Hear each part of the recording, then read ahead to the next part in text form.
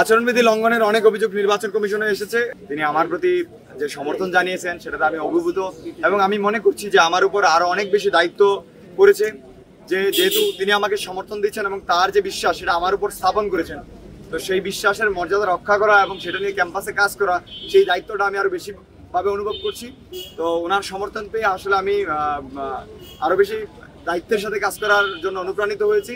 তো আশা করি উনি যে আমার প্রতি বিশ্বাস রেখেছেন, যে আস্থা রেখেছেন, সেটা নির্বাচন কিংবা নির্বাচনের পরে আমি নির্বাচিত হই কিংবা না হই, এই ক্যাম্পাসে যতদিন কাজ করবো, যে একজন ভাই আমার প্রতি আস্থা রেখেছেন, সমর্থন দিয়েছেন, তার প্রার্থিতা প্রত্যাহার করে সেটা আমি মাথায় রেখেই সামনের দিনগুলোতে ক্যাম্পাসে যতদিন কাজ করি শিক্ষার্থীর জন্য সেই কাজগুলো সেভাবেই করব। আচরণবিধি লঙ্ঘনের অনেক অভিযোগ নির্বাচন কমিশনে এসেছে, এটা নির্বাচন কমিশন বলতে পারবে, তা আমরা দেখেছি, কিন্তু নির্বাচন কমিশন থেকে সেভাবে কোনো ব্যবস্থা নিতে দেখছি না।